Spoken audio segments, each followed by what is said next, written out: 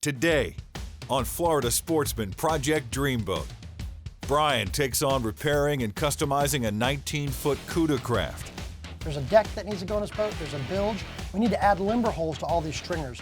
This boat's going to be completely different than it ever was back in 2006 when it was first built. FS boating editor George Labonte joins Jason Paukune aboard his 29-foot Wayward to learn more about his unique build. Now, Jason has a long past with boat renovations, but how he got to start fixing boats up is a very unique story. And the team at MCU prepares a catamaran for a one-off bow pulpit, which allows for hands-free anchoring. I have no doubt in my mind this is going to be completely perfect. I'm going to have no issues. Steve's going to be able to bolt this windlass on, and this boat's going to be back on its way to Bimini in no time. All coming up on Florida Sportsman Project Dreamboat.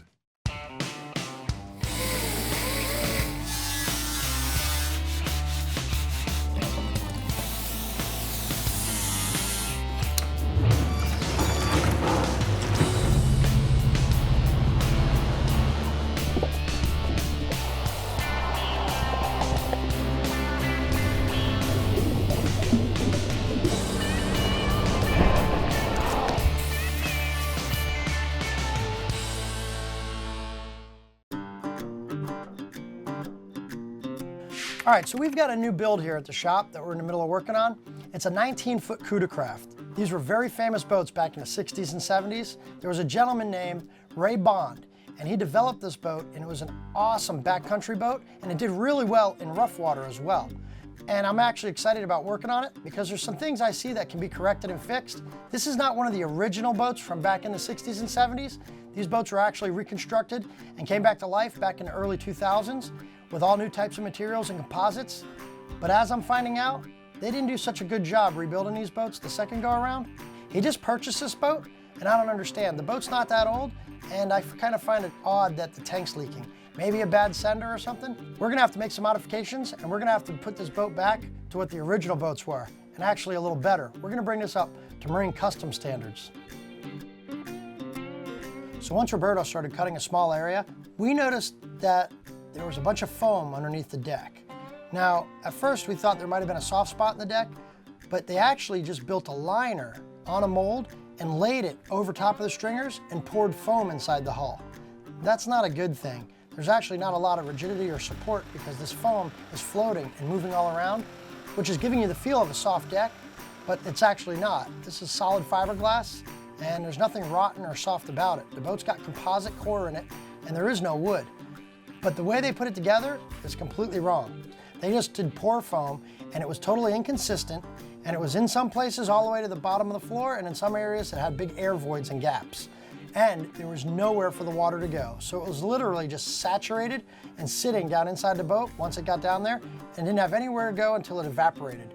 That's ridiculous. This boat was probably waterlogged and carrying around hundreds of pounds of weight that it just didn't have to. It was a nightmare. I spent days just cutting in, removing piece by piece at a time, just to find out that the stringers weren't even bonded to the hull of the boat. This was unbelievable to me. I've seen this before in production boats, where they're trying to make things happen faster than they should, but this was ridiculous. These stringers were not bonded at all. They probably weren't bonded from day one. This boat's just been driving around and floating around with a bunch of foam in between the deck and the hull, and I'm kind of really surprised. The condition of this boat, it didn't look that way when it first pulled up here at the shop. So I had to reach out to him and get an okay, because this is all work that we had no idea was going to come about. Once I got an okay, I was able to start putting the stringers back in the boat. When this boat first arrived at my shop, you would have never imagined that the stringers were never bonded into the hull properly. We've had to grind every square inch of the stringer and the hull area that we're going to bond with these new laminations of glass. There's a major difference between qualities of materials out in the industry. If you don't have the right product or the right quality of that product, you could have all kinds of problems and issues. I think that might be part of what's going on with this boat. There's all types of bonding issues. The stringers are pretty solid. Everything's hand-laid, laminated. It's all good, except the way it was all processed and put together. It's not done properly, and it might have been not the best of products. Now, I reached out to my friends at Fiberglass Coatings. They're actually supplying us with all type of high-end quality materials now, and we're not gonna have an issue with this bonding. This thing's gonna hit the water and break through the waves the way it was designed and originally intended to back in the 60s and 70s.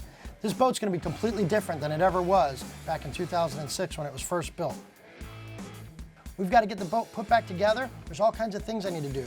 There's a deck that needs to go in this boat. There's a bilge. We need to add limber holes to all these stringers. I'm not filling this boat up with foam again. I want water to get into the bilges. I want water to get out of the bilges. When we return, FS boating editor George Labonte joins Dreamboat owner Jason Paukune aboard his 29-foot Wayward in this week's One Man's Dreamboat segment. This segment brought to you by Bennett, superior by design. 50 years ago, Bennett Marine changed boating forever, inventing the trim tab, helping boaters get on plane faster, reduce bow rise, correct listing, improve efficiency, and increase performance. Over 1 million systems later, worldwide, we offer durable and dependable trim tabs and hatch lifters for all boat sizes. Your only source for both hydraulic and electric systems. Industry-leading innovation, plus the best warranty and service available. Get Bennett on board and enjoy the ride. Welcome back to Florida Sportsman Project Dreamboat. Join us for this week's One Man's Dreamboat segment with Florida Sportsman boating editor George Labonte as we feature anglers who have already launched their dream. Florida Sportsman began these features 30 years ago, and the dreams just keep getting better. This week, we meet up with Jason Paukune and his whole family to check out his very unique 29-foot Wayward. Now, it wasn't an ideal day, but we found a gap in the weather, which gave us a chance to get this boat on the water and check it out. Now, Jason has a long past with boat renovations, but how he got to start fixing boats up is a very unique story. All through college, my mom was putting pressure on me to get a part-time job, and I didn't really want to work at a restaurant or a McDonald's or anything like that. There's nothing wrong with that, it's just that really wasn't my type of personality. I loved boats. So I'd literally take my student loan check that I'd get in the beginning of every year and also in the middle of every year and at the end of every year, and I'd go buy a boat 3 times a year. And I'd work on that boat in my mom's garage, and I'd restore it, and I would sell it at the end of each quarter or each half a year, and that would pay for my tuition, and that would also pay for my hourly. So I had a Dusky, a Mako, and a Grady White all at once. And I had them all at each one of my friends' houses, and I was working on all 3 of them simultaneously throughout the school year. And finally, that's when my mom said, you got to figure out what you're going to do with all these boats because I can't get in my garage, I can't do my laundry. And that's when I started buying and selling and flipping boats. And now I'm on my 26th boat. So Jason found himself eyeing another project, but the timing on this one was a little sensitive. To pull this build off, he was going to have to get the green light from his better half. Jason shows me this Facebook post of a boat that I just start shaking my head going, no, no, no, no, no. Because I've been through this too many times with him. It was the biggest piece of junk not the biggest piece of junk I've ever seen, but the biggest piece of junk a lot of people on Facebook have ever seen.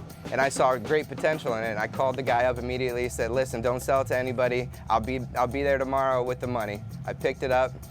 I got the blessing from my wife, and the only way I got the blessing from my wife was because we were in the process of planning a wedding. So I said, if I give you your wedding, can I have my boat? He brings it to the shop and he starts telling me everything that needs to be done, and I'm like, hold on, you realize we are planning a wedding. In less than a year, we're getting married. We have people coming in from all over, and you're focused on this boat. I resented the boat the whole time. I pretty much cursed it every day. And but when it was done, I was like, wow, this is awesome. The family's gonna love it. You know, the girls, Christopher, I love it.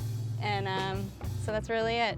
It comes pretty apparent that a lot of the work that I need to do isn't gonna be able to be accomplished by myself with a full-time job, with a new addition to my family. Christopher was a little bit over a year at that time, so I really didn't have that much free time. At this stage in Jason's life, he didn't have the flexible schedule he once had. It was going to be necessary for him to enlist some help from the outside. We originally thought we'd be able to salvage some of the floor and the decking, but once we really dug into it, we determined that everything on the boat needs to be replaced. The only things that were still good on the boat were the main stringers and the transom and the exterior shell and part of the top cap. So we pretty much built it up from the floor up from there. Instead of replacing the bulkheads, we just basically made a foam-filled boat, and we had 2 main stringers going through it as well. And we left the fiberglass gas tank in there for structural support, and then added a 100-gallon aluminum gas tank as well. We used fiberglass composite decking material. We powder coated the aluminum T-top. We also powder coated the leaning post. We picked out paints, we painted everything. And then I started thinking about canvas work, cushions. Slowly started adding more and more stuff to it. Trim tabs, electrical reel outlets, GPS, transducer, live well, plumb the live well, all those little knick-knack things. And I also wanted a single motor. I didn't want twice the problems. It's nice to have the reliability of twins, but we knew that it wasn't going to be a Bahama boat. It was an interesting process because I kind of had to be in the back seat more so than in the front seat and allow the people to do the work on the boat without me kind of micromanaging them. And it was definitely different. It was a lot more work from the organizational standpoint. Jason is a very avid fisherman, but unfortunately on this day we weren't able to get offshore. Nevertheless, we were able to take the boat for a ride in the river, and it was apparent that this was going to be a perfect boat for his family. So when we take it out, it's really important that I can tow it with my Toyota Tundra and that it's fuel efficient and it's easy to launch and also put back on the trailer all by myself, because when I'm with the family, I very rarely ever have any help. But we like to take the boat to the sandbar with the family. The boat has a lot of cushions, it's very comfortable. It gets in the shallow water, so if it gets beached, whenever I'm at the sandbar and the tide's going out, it's really nice to be able to kind of push it off by myself, whereas if it was a larger boat, you know, it would be more difficult for me to kind of maneuver through the shallows. Most of the time when people see the boat at the boat ramp, they're always saying, that is one heck of a unique boat. I've never seen a boat like that before. Where is it from? What's it about? Tell me a little bit about it. And as soon as I get through the whole entire story, I realize that I've got a very unique boat. This boat, no one that I'm aware of really has this boat. I've scoured the internet, haven't been able to find any information on the Waywards. No one tries to sell them. From a unique standpoint, it's pretty much one of a kind. Now, having 3 little kids on the boat's bound to get dirty, and I know Jason appreciated the gift from Surehold to keep the boat tight. Now, he might not have been as hands-on with this project as he had been on all these other projects in the past, but what he ended up with, I'm sure he's proud of. After spending $2,500 on the hull and $40,000 on repairs and custom modifications, the cost of Jason's Dreamboat comes to a total of approximately $42,500. When we return, the fiberglass crew works on building a brand new deck for the 19-foot Cuda Craft project. This segment brought to you by TNT Custom Boat Works, specializing in the design and manufacturing of quality marine products. At Marine Customs Unlimited, our professionally trained staff is committed to making all your boating dreams come true while providing unmatched attention to detail and quality. Specializing in custom boat building and modifications, fiberglass and gel coat repairs, insurance claims, upholstery and canvas work, custom dash panels, Yamaha outboard sales and service, and more. Marine Customs Unlimited. You dream it, we build it. Welcome back to Florida Sportsman Project Dreamboat. Join the fiberglass crew at MCU as they build a custom deck for the 19-foot Cuda Craft project. So the Cuda Craft project's really moving along. Roberto and the guys did an awesome job with the stringers and the limber holes, and it's actually time to start to address this deck situation. I'm not filling this boat up with foam again. They were actually using the foam to help support this little thin laminated deck that they'd laid up in a mold. I'm gonna build a solid cord deck. We're actually gonna use a kiln-dried laminated fir. It's a marine plywood. It's pretty expensive, but it adds weight to the boat. This boat's kind of light. Taking all that foam out and weight, I don't want to take away from the ride and the quality. There's 2 things I always say you can't substitute in a boat for the quality of ride. That's the weight and the length. This boat doesn't really have the length, so I don't want to take too much of the weight away. This thing's going to be used offshore and inshore. It's got plenty of beam to keep the draft shallow. I want to keep enough weight in the boat to have a quality ride. To begin the process of creating a brand new deck section, first a template is created and placed onto a freshly waxed flats table, establishing the needed work area. Then, gel coat is mixed to match the boat's interior color and sprayed onto the table. This will eventually be removed and serve as the top side of the deck. Once dry, large pieces of fiberglass mat are cut to size and laid on top of the fresh gel coat. A paint roller is used to cover the large surface area with resin, while a fiberglass roller is used to remove trapped air from under the mat. Next, a layer of fiberglass cloth is applied over the mat, soaked with resin and evenly rolled out with paint and fiberglass rollers. The bonding agent is spread onto the dried fiberglass with a trowel to create an even layout. This ensures no dry spots, which could cause delamination. Once fully applied, the core material, a perforated marine plywood, is laid in place. Next, a suction hose is placed on the table, and double-sided tape is attached around the perimeter of the core, which is used to fasten the plastic vacuum bagging material. Once an airtight seal has been established, the powerful suction forces the bonding agent through the core, creating an unbreakable bond to the layers of fiberglass and gel coat beneath it. After removing the plastic, the core is ground smooth, removing any excess bonding agent that was pulled through from the suction. Then, multiple large sections of fiberglass cloth are cut out and placed on top of the deck layout. Resin is poured and rolled out onto the core and in between each layer of fiberglass. After the final layer has been added, a fiberglass roller is used to remove any air trapped beneath the surface. When completely dry, the deck is carefully pried from the table, and a saw is used to cut off excess gel coat material. Once fully trimmed, the deck is ready for install. So now that Roberto and the guys got the deck done, it's time to get to the main reason the boat came here originally. It's to put this new custom fuel tank I had TNT build me in the hull of the boat. Roberto and the guys are going to glass this thing in, seal all the foam up. Originally I said there's not going to be any foam, but we have to foam the tank in. There's going to be a minimal amount of foam, but it's going to be completely sealed, so we don't have to worry about water getting in and causing the tank to prematurely rot out. This tank's also powder coated, and that's going to help with the longevity. This tank's going to outlast the rest of this boat, even though we built it. Once that was glassed in, it was time to put the rigging tubes in and set the deck section in place.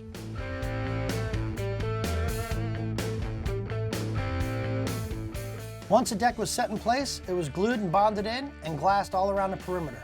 Now it was time to move on to the next set of the projects. Originally, when the customer came in, he had all kinds of cosmetic issues he wanted to address, but he also had some functional things, like the customization of his console. When we come back, Brian sets out to have a custom bow pulpit made for a Bahamas-bound catamaran. This segment brought to you by Engel, the best performance coolers on the market. Some of us, well, we're just not meant to be around other people. We're just fine with our own company. No distractions. Quiet. For this is my time.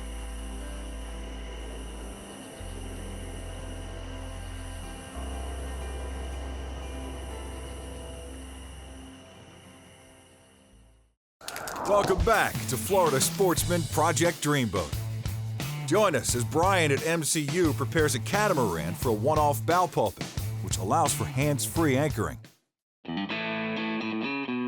So I recently had a real good friend of mine reach out to me and tell me that he's ready to have this bow pulpit installed on his boat. He's been asking me now for like 2 or 3 years about a windlass. I've been avoiding it, to be honest with you. It's going to be a pain in the butt. It's a catamaran, so it's got a big flat bow, and there's nowhere to really mount a pulpit on the boat unless you totally custom build it. If I've got to custom build this out of fiberglass, it's probably going to take me a couple of weeks. I don't have the time to work on this boat. So I made a decision to reach out to my buddy TJ at TNT. I know that he's going to be able to come up with a really cool design and be able to fabricate what I need, but that way I can just drop the boat off, I can go and pick it up, then I can just get Steve to install this windlass up on the deck of the boat, and I can get the boat out of here, and he can get on his way back over to the Bahamas. All right, so this is what we got. It's not gonna be the prettiest thing in the world, because it's gonna be sticking out of the bow of this big square-looking boat, but we need a functional windlass on the bow of this guy's boat. He's diving all the time, he's in the Bahamas a lot, and sometimes just him and his wife, and they just don't have the ability to be pulling the anchor. So I'm gonna do a deck mount windlass with a drum on top, so they don't have to monkey with all the line and everything, but I have no pulpit. So instead of me having to build something out of fiberglass, I was thinking something out of aluminum, fabricated, where I could house this pulley system. If we can mount this up in here, I'd like to come out a couple of feet. 24 inches probably work? Probably in that ballpark, because my anchor is going to be at this angle right here, so I've got plenty of clearance. Yeah, I think that'll work fine. 24 inches long. and we'll do an aluminum plate on top with a cutout for this to drop right down inside of, and powder coat that plate so it matches the boat real nice. And So you'll have the whole thing all done completely. It'll be done. You won't have to do anything but just bolt it on the boat when it's done. I was going to say, if you made it and you had some little tabs, I could make a starboard top for it, but that's even more work for me. Yeah, this will be, I mean, it'll look really nice when it's done, clean, simple. No, and it's powder Functional. coated and it's done. What's all I got to do is get Steve to bolt it on the boat, and then it's out of the... Through bolt it with maybe a backing plate inside or something, and you'll be done. It'll be real nice when it's done. All right, let's get it done. All right, sir. Thanks, man. So after talking to TJ and getting his thoughts on it, I have no doubt in my mind this is going to be completely perfect. I'm going to have no issues. Steve's going to be able to bolt this windlass on, and this boat's going to be back on its way to Bimini in no time. To begin creating a fully custom bow pulpit, first the mounting plate is formed. The material of choice, heavy-duty aluminum sheet metal, is cut, bent to match the angle of the bow, and trimmed to size. Next, the main section of the pulpit is created. Each angle is drawn, cut, and bent to give the final product smooth, symmetrical lines that are not only functional, but enhance the overall look of the boat. Once satisfied with the design, the mounting plate is tacked to the main section of the pulpit. Then, using only hand tools, the front section of the pulpit is shaped and formed.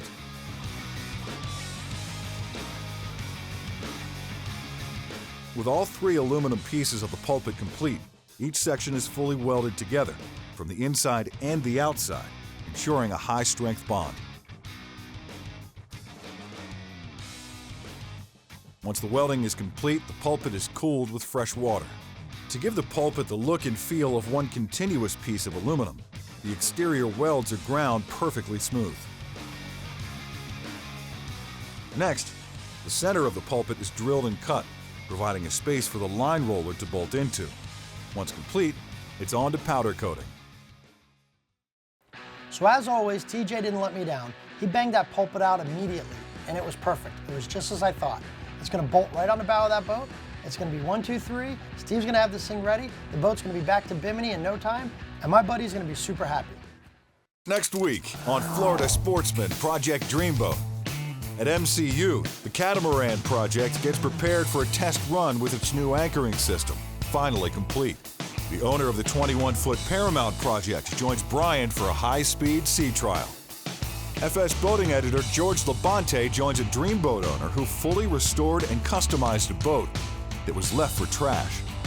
And the Cuda Craft project receives its finishing touches in the fiberglass bay. The filming of Florida Sportsman Project Dreamboat has been shot on location at Marine Customs Unlimited. You dream it, we build it.